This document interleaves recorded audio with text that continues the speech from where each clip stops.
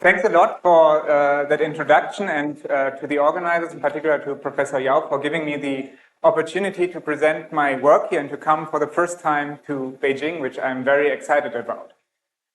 Today I will talk about some recent work that I did with my colleagues in Hamburg and in Heidelberg, Björn Friedrich, Jérôme Monet and Timo Weigand, and some upcoming work with Jérôme Monet and Timo Weigand. And in this work, we want to understand how quantum gravity constraints interplay with the geometry of the degenerations of Calabi-Yau threefolds in the context of string theory applications. And let me start with some brief motivation. And so the general question I want to ask is, if we take an effective theory of gravity that is described by some kind of low energy effective action of this kind, so Einstein-Hilbert action coupled to some fields, to a potential, what are the properties of these theories imposed by the consistency with quantum gravity? So are there any constraints on the number of light fields, on the rank of the gauge group, the couplings of the theory, or possible vacuum? And in particular, since quantum gravity, we don't really know what it is eventually, we want to ask, is there a way to capture the quantum gravitational effects in a controlled way? And, okay, now it works. To attack this problem, we have different possibilities. And as always in physics, we can ask, are there any underlying symmetries that enforce the coupling to have a specific structure, such as supersymmetry, which might enforce the vanishing of certain couplings, or the holomorphicity in some complex scalar fields that we might have? Or are there duality symmetries that dictate how the transformation behavior of the coupling under some kind of self-duality? For example, strong coupling duality in type 2b. Another possibility is to take the recoupling limit of quantum gravity, which I define as the limit in which what we call the quantum gravity cutoff becomes very small in Planck units, and hence where quantum gravitational effects might be suppressed, and hence make it amenable to actually study quantum gravity in these regimes. And this is the second approach is the one I want to take. But the expectation from quantum gravity is that this gravitational recouplings limit do not come for free, because they're typically at infinite distance in the moduli space, meaning that there is an infinite tower of states becoming light, which actually spoil the fun in these regimes. And this is actually part or the content of the distance conjecture, which was formulated by Hiroshi Oguri and Wafa almost 20 years ago, that at infinite distance in the moduli space, or the regimes where we expect gravitational recoupling, that there is a tower of states becoming light exponentially in the distance in Planck units. So one now may think, okay, we have recoupling, but actually are these a complete mess, because we have to deal with towers that are imposed on us by quantum gravity. So is actually these towers of light states, do they actually spoil any useful description of the theory? However, further evidence from string theory suggests that actually quantum gravity ties up after itself. So it has a lot of towers of states, but actually these are very constrained and actually follow very concrete patterns. Particularly, the evidence suggests that there are two kinds of towers, which is formulated in the so-called emergent string conjecture by Lee, Lerch, and Weigand. Lee is sitting over there in the corner, which can be viewed as a refinement of the distance conjecture, meaning that the tower of states arising at infinite distance in these modular spaces is either a KK tower, signaling the decompactification to a higher dimensional theory, or is the tower of excitations of a fundamental string, where the characteristic of the tower mass in one case goes with the level squared, and in the other case goes linear in the level. So one writes, okay, this is a nice conjecture, so it would actually, if true, would actually help or simplify our lives considerably, because we would know what kind of states can we get, or what is actually the infinite distance description, or the recoupling description of our quantum gravity. Now one asks, okay, this is a conjecture, but what is the evidence for this? And here I won't go into detail, but I refer you to the talk by Timo Weigand last year at the ICBS, where he gave a very nice overview over what kind of evidence do we actually have for this conjecture. And the most evidence actually comes from string theory and geometric compactifications thereof, where we actually see that the emergent string conjecture is a manifestation of string dualities. To have a very simple example, I will give in a moment. But at these extreme points in the modular space, typically what we know is that different degrees of freedom take over, and most prominently these are rep D branes or NS5 branes that can either give a KK tower or dual critical string. And the excitations of these or the light states of these states, they actually form the light degrees of freedom of a dual theory. Very simple examples are the zero branes arising in the strong coupling limit of type 2A string theory, which are of course just the KK modes of the M theory circle, or the D1 string arising in the strong coupling limit of type 1 string theory, which we of course recognize as the critical heterotic SO32 string. So this is the kind of evidence, but one might now ask, what if we have an infinite distance limit in string theory, where actually we don't have any string dualities that does provide for us the tower of states predicted by the emergent string conjecture? So are there any infinite distance limits in the modular space where we do not know what is the dual frame that actually describes collectively these degrees of freedom? And there's a very prominent example where we don't know to date or for what is going on, and that is the vector multiplet modular space of type 2b on Calabi-Yau threefold compactification. So we take type 2b string theory and compactify it on a Calabi-Yau threefold, and we look at the vector multiplet sector. And so this gives us an effective 4D n equal to 2 theory of supergravity, and the complex structure deformations of the Calabi-Yau threefold actually give us the vector multiplet modular space also at the quantum level. And so this vector multiplet modular space has actually a network of singularities of devices that are at infinite distance. So if you take each of these individually can be viewed as an infinite distance limit where we would expect an infinite tower of states becoming light. There's one particular limit that is very well studied, and that's what we call the large complex structure regime, where we know that the mirror dual is just a large volume regime of type 2A, and we can use mirror symmetry to actually understand what kind of states become light, what kind of emergent string do we get, just using the result of the original paper on the emergent string conjecture by Liedrich and Weigand. However, this is just one out of many possible infinite distance limits, and in particular we can have sectors that are entirely disconnected from the large complex structure regime, where we cannot use directly mirror symmetry because it might not even have a geometric Calabi-Yau threefold compactification as mirror dual. So one may ask, what about of towers of states? What are the kind of towers of states that we get here? And can we interpret them actually as KK towers or the excitation towers of critical strings? And of course, we are not the first people to study. Yes? Sorry? So there could be a conifold singularity, but this I took out because it's at finite distance. They can intersect here.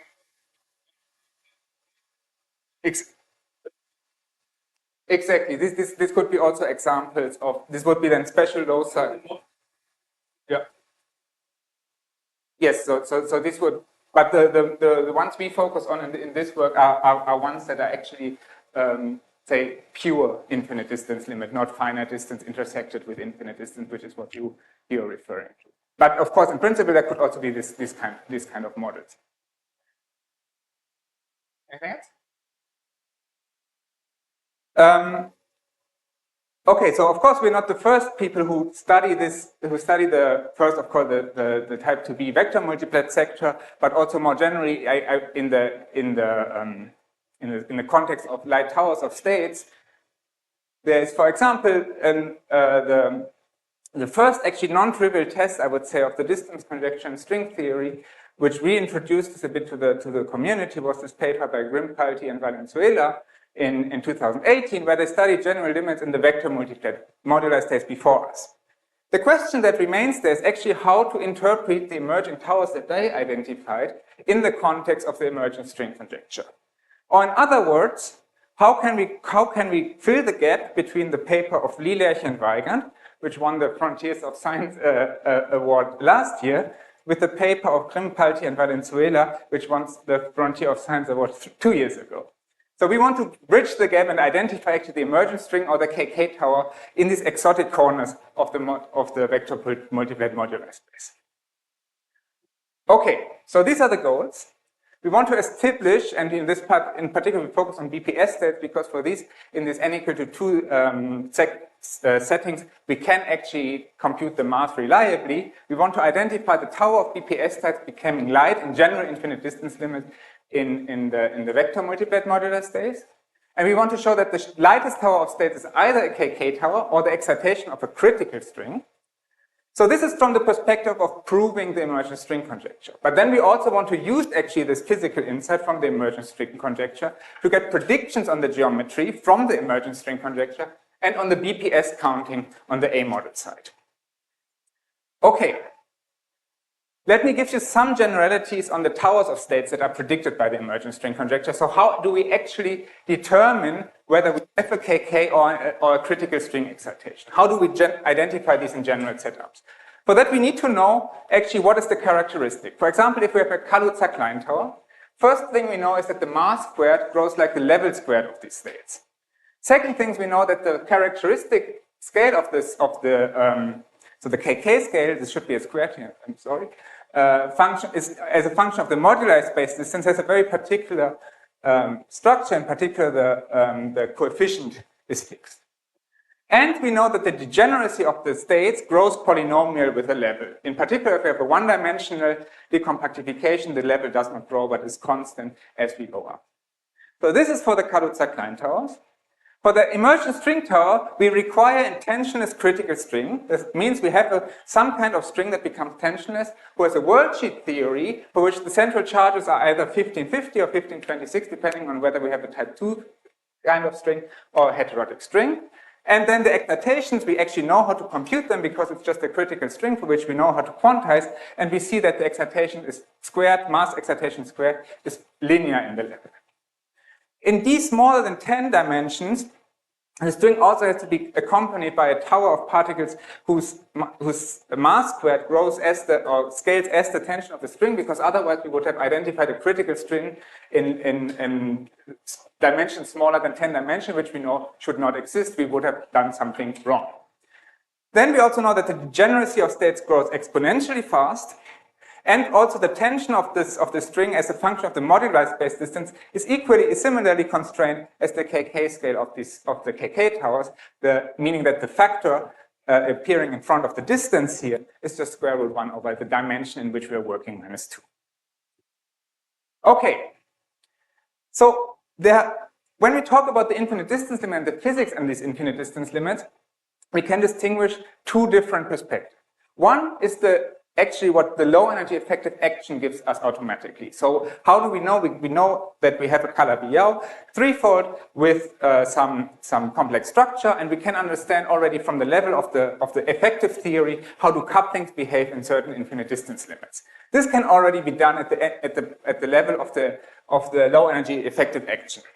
So we take type 2B string theory compactified on a Calabi-Yau threefold V, and we get the resulting 4D n equal to 2 action, where we have a bunch of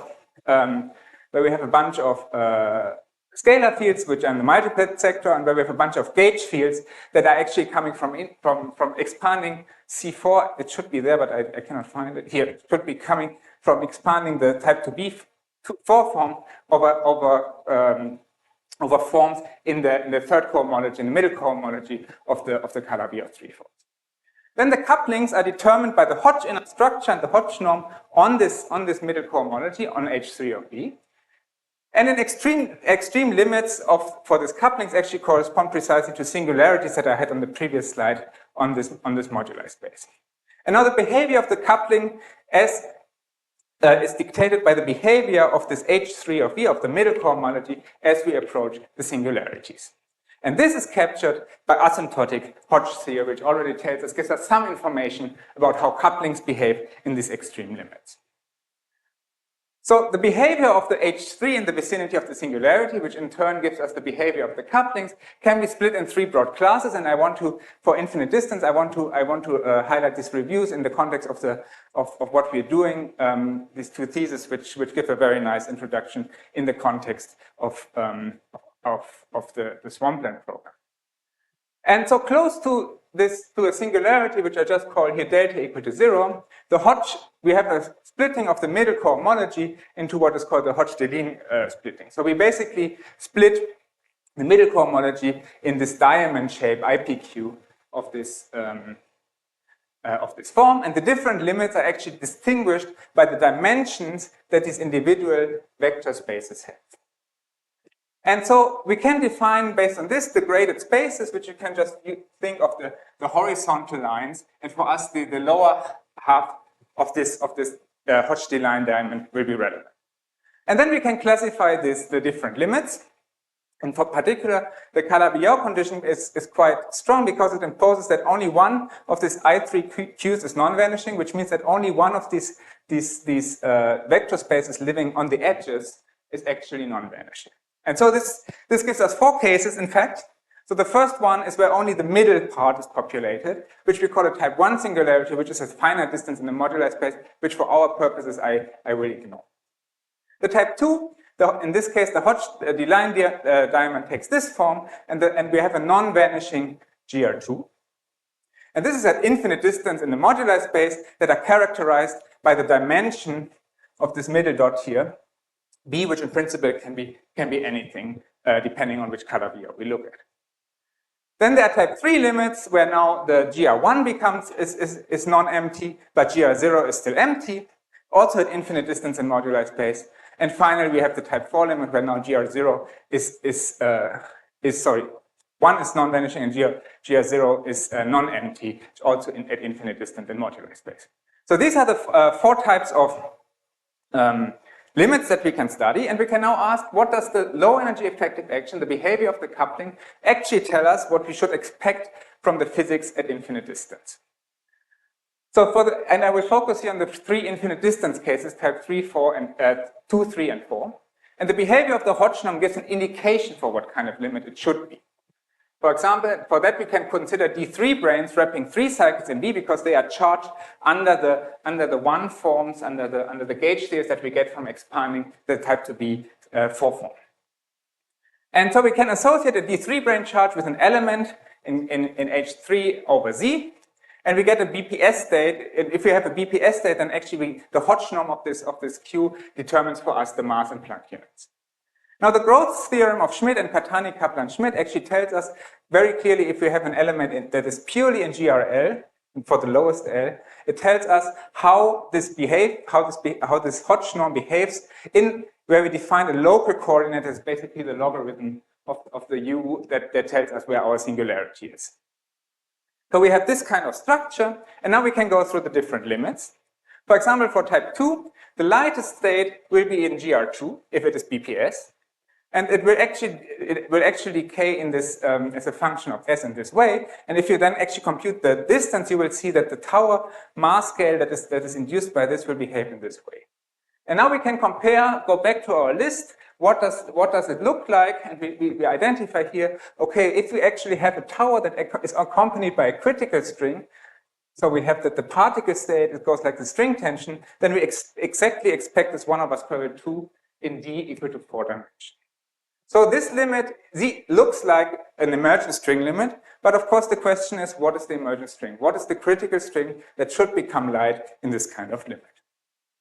So this is for the type 2. Now for the type 3, the lightest state now lies in this graded space, GR1. We can do the same exercise, ask how the mass of in this case, the Hodge norm of Q goes to 0. And if there exists an infinite tower of states with such a charge, we actually see that the mass as a function of the distance decays like this. And then we can again compare this with the Kaluza-Klein tower in this case, and we identify, okay, actually the mass goes exactly like one would expect for decompactification to 60. Question is, of course, do we actually have the 2 KK towers that satisfy these other characteristics, meaning that actually there is a tower of BPS states, infinite tower of BPS states with this mass, and for which the degeneracy does not grow at all. Grows polynomially. And finally, we can do this for the type 4 limit. We can do the same exercise now knowing that we have a state, if we have a state in GR2 or an infinite tower of states in GR0, then actually we would identify this just looking at the dimensions as a decompactification from 4 to 5 dimension if we actually identify a tower of BPS states that has a constant degeneracy in this case. And so the question is, do we have that? Where does it come from? Can we identify this? So this is the low energy expectation for the ESC. So we would identify limits. We have decompactification to 5D, 6D, and emergent string limits. Question is, what is the KK tower and what is the critical string in these geometric setups? The problem is that the low energy effective perspective here, or the asymptotic Hodge theory, here reaches its boundary because it per se does not tell us anything about the BPS spectrum, the spectrum of strings, the spectrum of infinite towers of states, because simply we do not know what are the BPS invariants purely based on the Hodge theory. So we need some additional input. And what we have to do is we have to show the existence of a tower of BPS states with charges in the relevant graded space. And we know that we have to show that these states have the properties expected for a KK or emergent string state. For KK limit, hence in the type 3 and 4 case, we have to show that there's first an infinite tower, this is the first step, and that the degeneracy grows polynomial in the level. The second case, for the emergent string, we have to show that this tower of BPS state is actually accompanied by a tensionless critical string. And to do that, we need additional information about the UV completion. After all, we want to probe quantum gravity, so it's not a surprise that just the low energy effective theory does not give us all the information we need. And here comes the geometry actually of the degenerate Calabi-Yau threefold that arises at the singularity delta. And in the following, most of the part, I will focus on the type 2 case because the most interesting case, because I have to show that there's actually a tensionless critical string arising, and in the end, comment on the other cases. So the first simple realization of these type 2 degenerations are so-called Turing degeneration, where our Calabi-Yau threefold degenerates into a normal crossing variety that has two components which are quasi-Fano threefolds that intersect over K3 surface. Here's a little cartoon, so we can view this as a local vibration over the moduli space. Here we have a perfectly smooth Calabi-Yau that then degenerates into two components at the singularity delta equal to 0. For this, we now have to establish the existence of a tower of BPS state becoming light in the type 2 limits that correspond in this particular case to the Turing degeneration. I will comment later on other limits. And I have to show the criticality of a string that is at the same scale, and has a tension at the same scale as the BPS tower. Okay, first I want to establish the existence of a tower of BPS states becoming light in type 2 limits corresponding to the Turing degeneration. So what I need to show that there are infinitely many BPS states with a charge in this graded space GR2, because there I argued before that these exactly have the right behavior as a state accompanying an emergent string. Okay, so my strategy is to identify a charge in this graded space for which a dual 3-cycle gamma 0 in the dual place gives a bound state upon multi-wrapping D3 grains on it. So this would give me a bound state with charge n times q, and if I can do this for an arbitrary subset of z for any n in an infinite subset of z, I actually can get a tower of states. Okay, so what gives me the insight is that the Turing degeneration, actually this GR2 can be identified with the second cohomology on Z, which is the shape 3 at the intersection, modeled out basically by the image, by anything that pulls back from the two components. And so I can focus on H2 of Z, or on this quotient in H2Z. And now I can use that Z due to the normal intersection property of V0. I know that the normal bundle of Z in V0 is trivial. So I locally have the geometry which is just a C star times. So I can get a 3-cycle that is dual to some Q0 in this space in GR2 as an S1 vibration over some curve which should be actually in the dual of this, or over some curve on Z for which the dual is in exactly in this quotient space. And this would be the S1 that is actually shrinking at the origin. So I actually get the kind of states that localize on the Z and that do not pull back from the.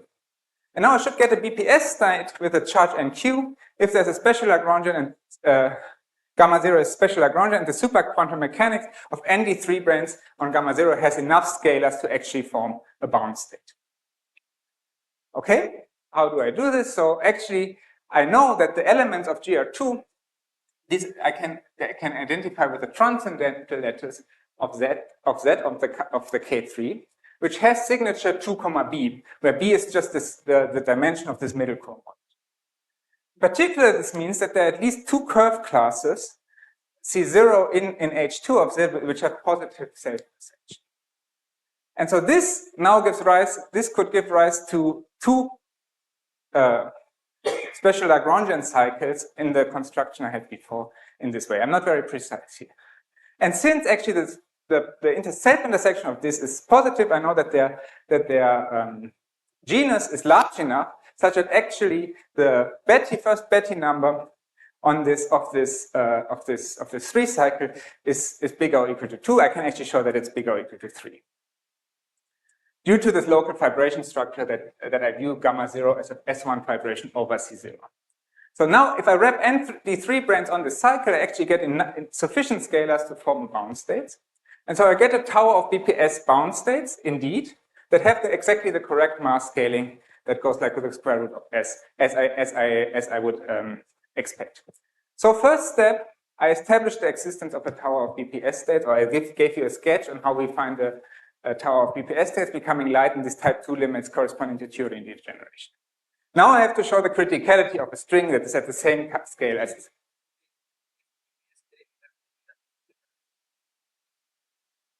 Sorry? Yes. Yeah, exactly. There should be a special. There is a special.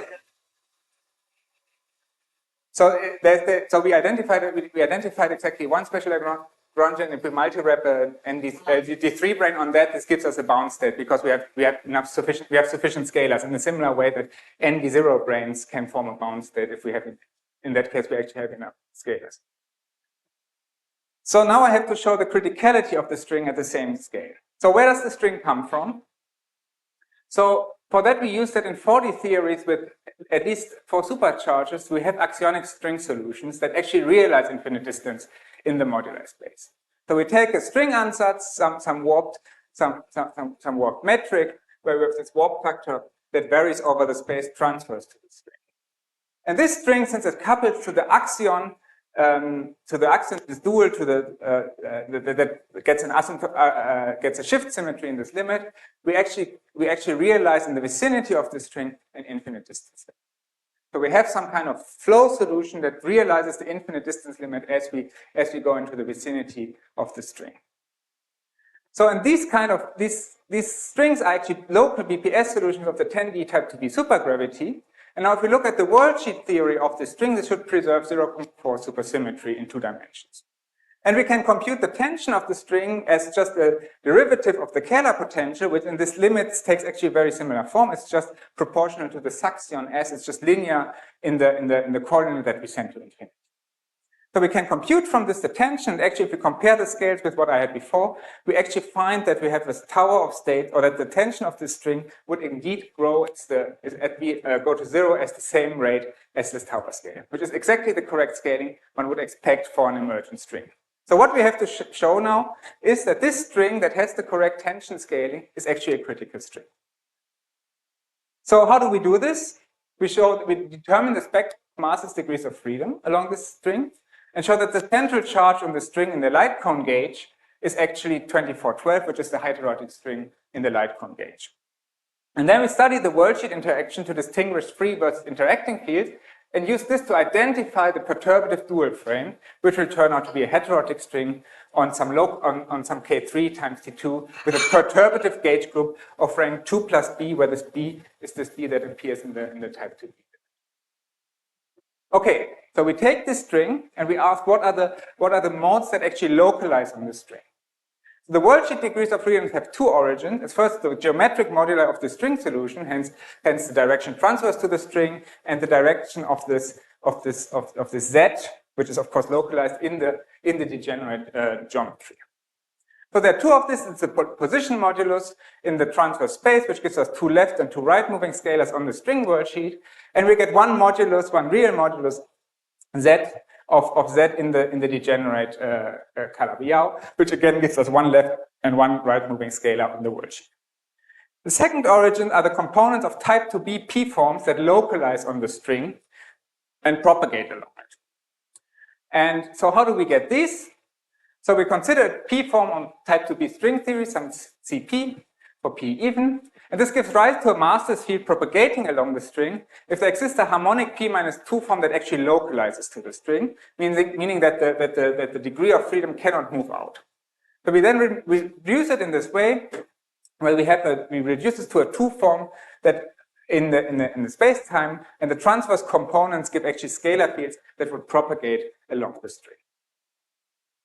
So in our setups, we have localized nodes from C4 and B2 and C2. For example, for the 4 form, we expand it in this way, where now this omega alpha is just in H2 of the Z, because the Z is exactly localized on is the K3 at the intersection. And the signature of H2 of Z is 3,19 because it's a K3. So we get 3 right and 19 left moving worldsheet scalars.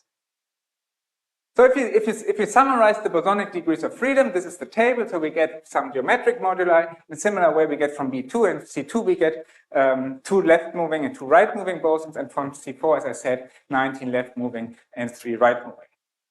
So we know that our solution has 0,4 supersymmetry. So if we add the superpartners and compute the central charges, we exactly get the right degrees central charge 24 on 12 for the heterotic string in light conjugation. So we know that this EFT string or this kind of solution that is called EFT string in the literature, emerging at this type 2b limit, is indeed a heterotic string. The only question is which one.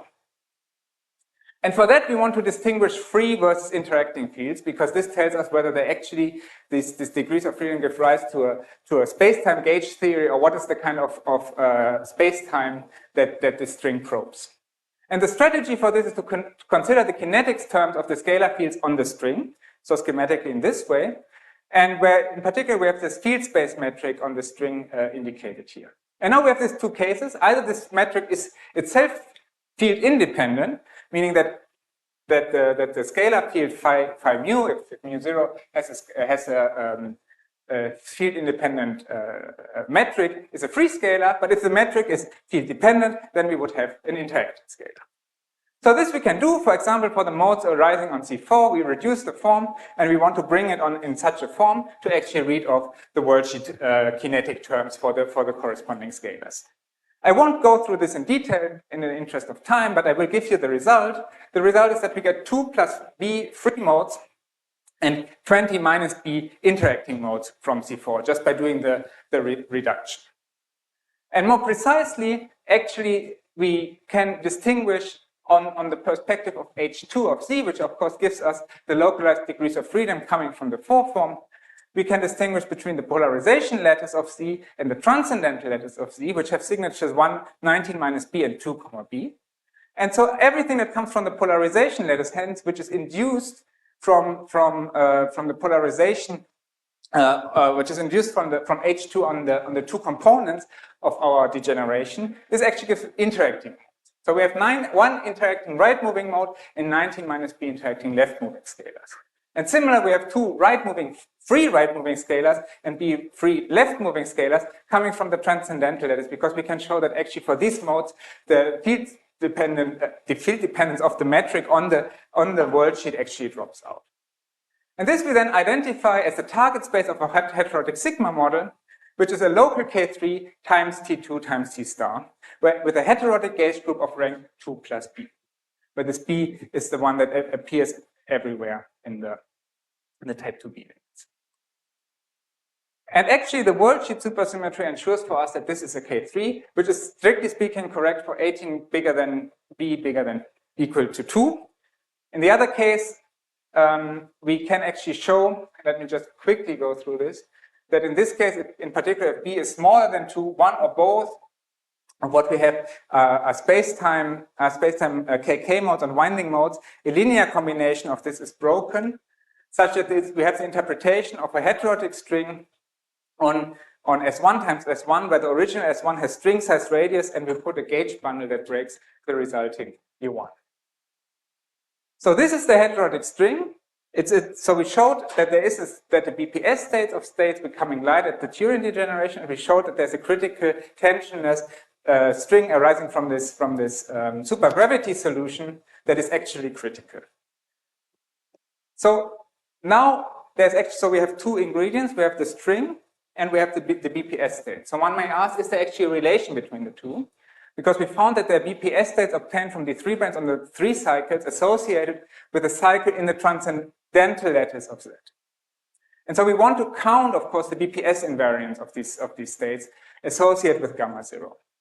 So and this can be defined as a weighted -1 to the dimension of the modular space of the A-brane on this times the Euler characteristic of the modular space. And now in the heterotic interpretation, actually this light tower of BPS signs becomes the winding and momentum states on the T2, where the T2 is just the one that appears in the target space, which I call here M. And so now the projection of C on this U on this U2 plus in the transcendental lattice actually counts the winding and momentum with respect to 1 cycles of T2. And since this comes all from a heterotic string for which we have modularity, the expectation is that there's actually in this type 2b limits associated with the Turing degeneration, that actually the BPS invariants are counted by a meromorphic modular form of this kind, basically based on the property that we have a critical string associated with it, for which gives us as winding and momentum states these BPS states. One can then ask, okay, now this was a very special type 2 degeneration because I assumed that this is a Turing degeneration which degenerates in 2 components intersecting over K3.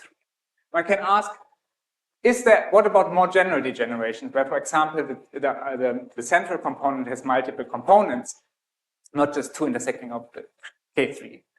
And here we say, okay, can we use the criticality? Can we turn around the statement and use the condition that we want to have an emergent critical string to constrain the possible geometries arising in these type 2b limits? And we did this, and I don't go into the detail, you can ask me later. So we conjecture the following based on so it can be viewed as a corollary of the emergent string conjecture. So if we have a type 2b limit in the complex structure modular space of a Calabi-Yau threefold, the degenerate threefold B0 can be brought into a semi-stable form, which now intersects over multiple components, for which the non-vanishing surfaces, hence the intersecting of 2 components, are all either abelian surfaces with the same complex structure, or all K3 surfaces with the same polarization lattice of rank 1, 19 minus b. In particular, the parameter b characterizing the family of type 2b degeneration is bounded by 19, which basically comes from the fact that we want to have a heterotic string for which the rank of the gauge group cannot be arbitrarily large. And so this would be a prediction for the emergent string conjecture on geometry. And it can be viewed as an analogous to the constraint on geometries of type 2 Kulikov models for K3 surfaces, which was studied by Kulikov and Pearson in the late 70s and 80s. And the question for the mathematicians, because I'm not a mathematician, I have my limited geometric knowledge, is can this statement be confirmed from a purely geometric statement? Or if there's a counterexample, what does it mean for the emergent string conjecture and for quantum gravity in general? So we just put it out, we don't know. It's a conjecture based on the physical expectation.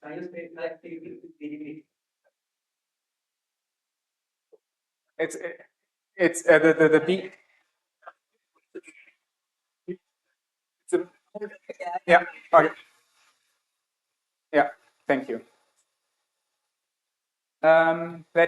Okay, so this was what I wanted to say about type 2 degeneration. Of course, there's still the type 3 and 4, where I want to be a bit more brief.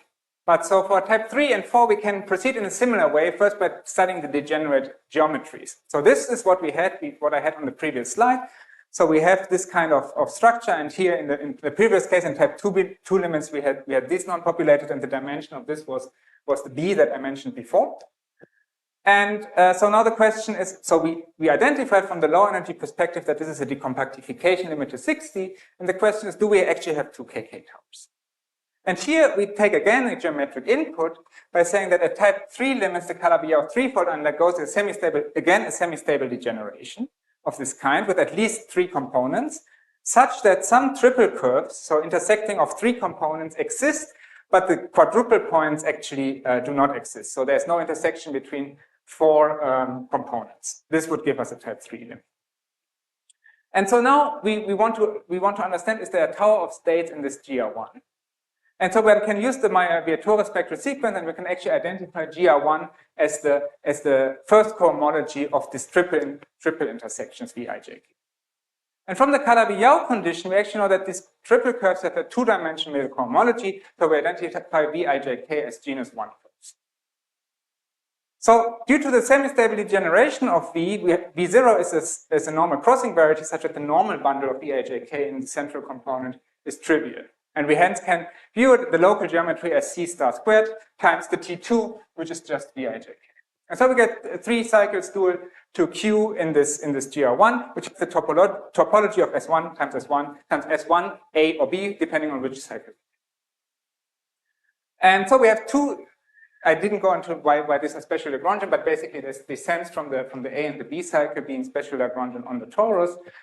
We have 2, 3 tori shrinking at the degeneration because these are again the S1s that shrink in this C star.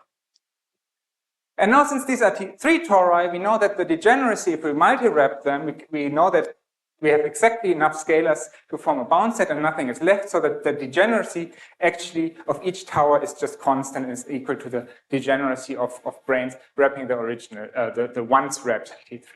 So we have 2 one-dimensional KK towers, which actually tells us, okay, we have a decompactification to 60 as we wanted, as we were expecting. One can now, of course, ask, what is actually omega BPS? Can we say something about this for general limits that are not necessarily the large volume, the large complex structure limit, but might be macroscopically in the moduli space away from it? And so for that, we can use that every type 3 degeneration can be enhanced to a type 4 degeneration by taking the limit of the taking infinite distance limit for the complex structure tau of this triple surface of the torus itself. So if tau is we just take a normal type the large, yeah, it's in the mirror, it's a type 4 exactly. So and then we can ask, okay, we always can enhance it to type 4, so let's just study type 4. So this is exactly the kind of a limit that we used from Hodge line diamond that we used from the large complex structure limit, but what about more general? So here we can again use the geometric input, knowing that now we have actually non-zero quadruple intersections for our semi-stable degeneration.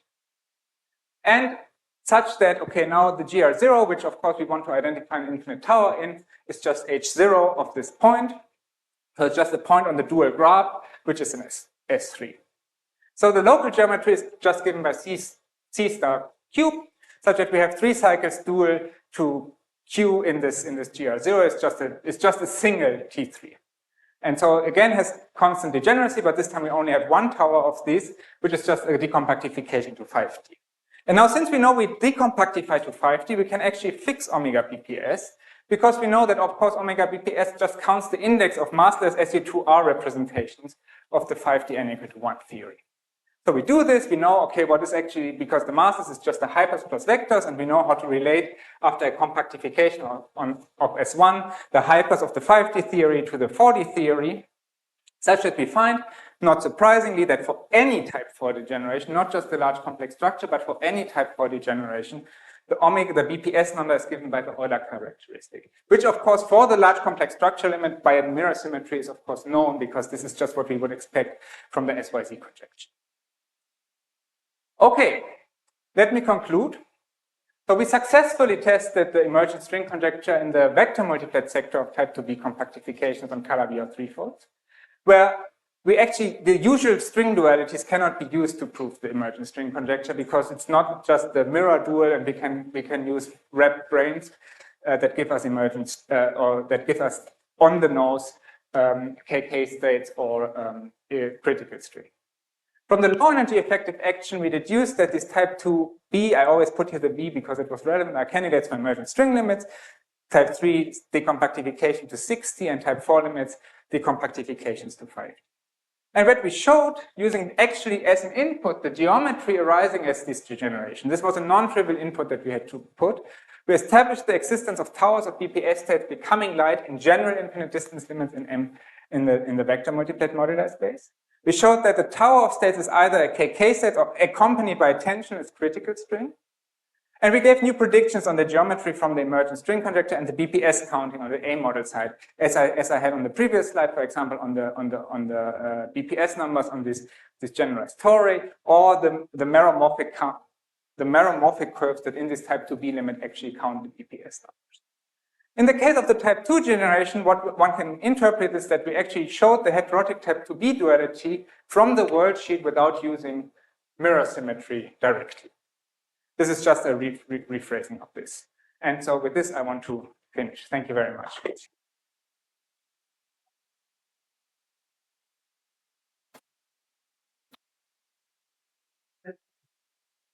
Yeah.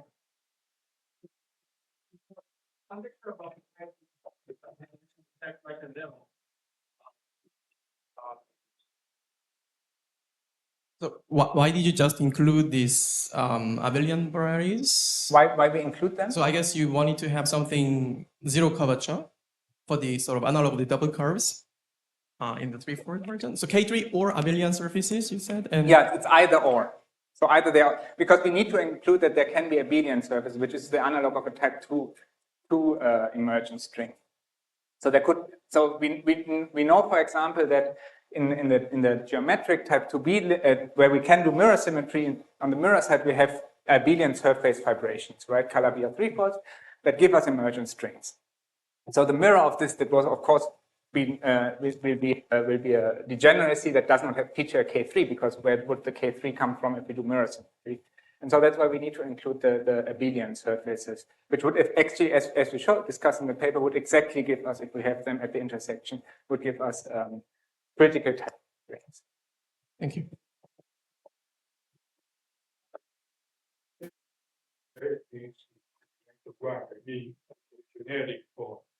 Excuse me, everything you said is at the generic point of the function. yeah, so Infinity.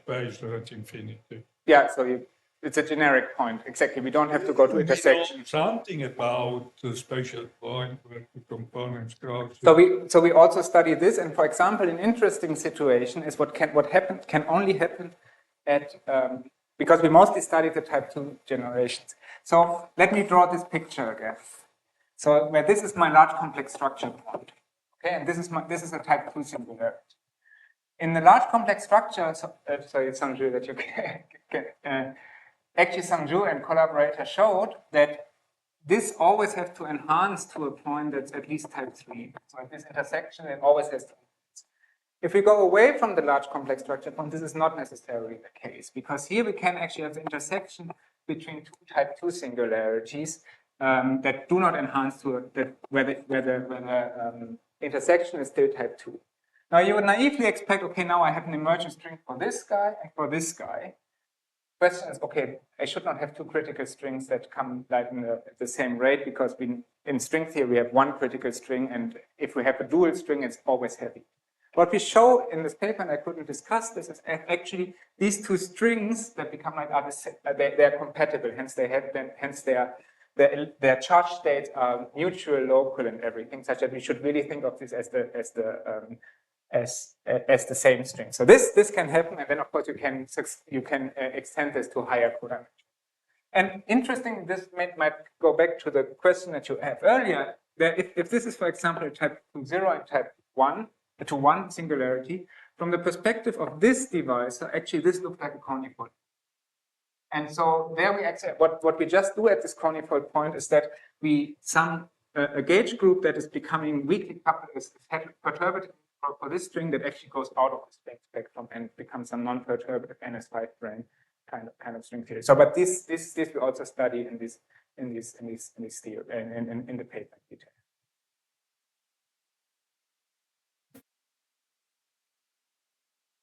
Next question concerning this conical point in the large one limits.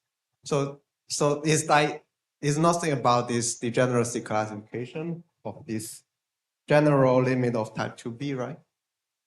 So I mean, we don't need to include the conical discriminant here, anywhere. no, Yes, for I mean, example. yeah,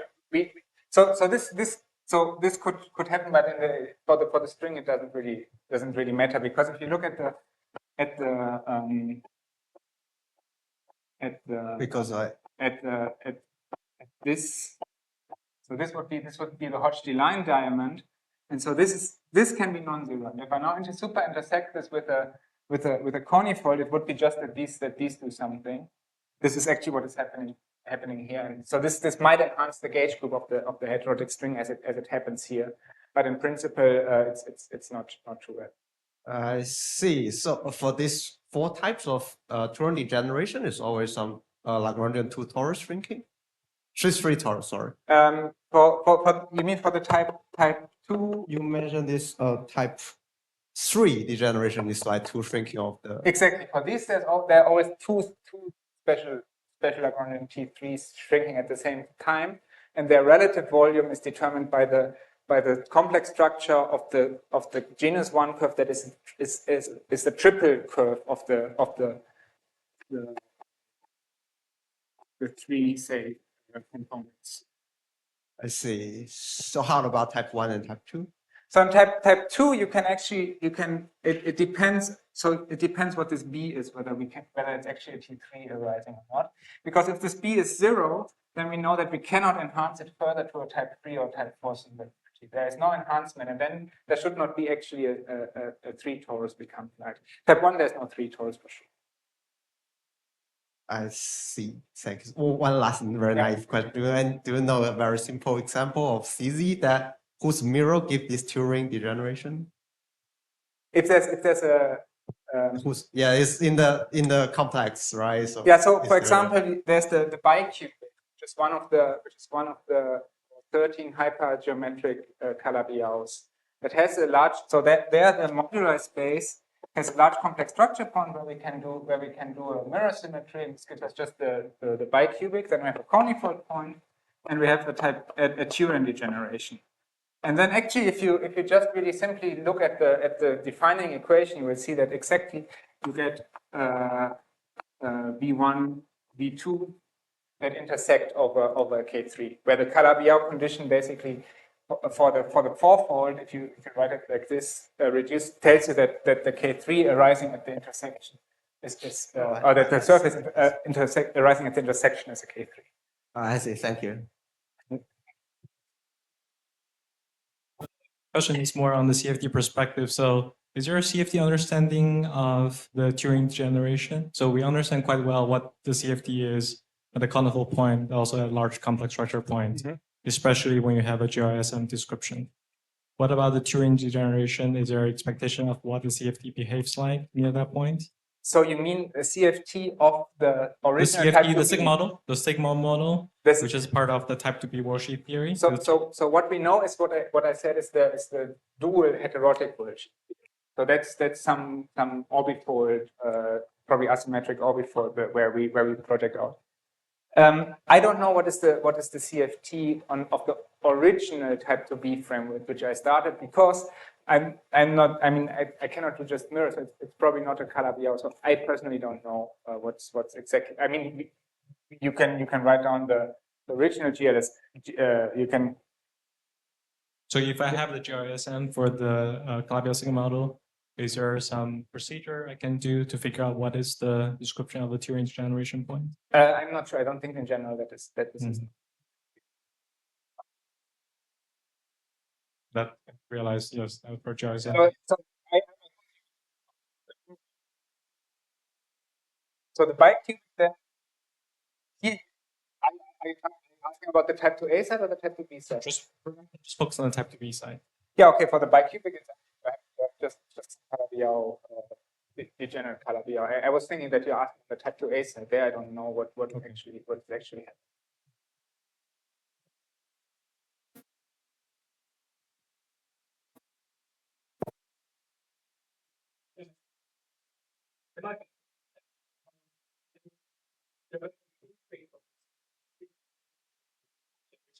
You were just inferring from these sugar solutions that actually exist some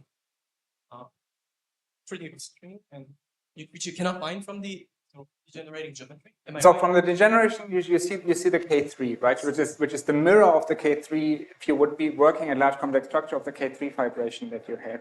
And then in the end, what you have is it's a metric, right? Our string is a metric, and I mean also a D-brane is a metric. So in the end, it's nothing, not a big difference, just that we're not used so much to work with this 4D string solutions as in the same way we are used to working with D-branes.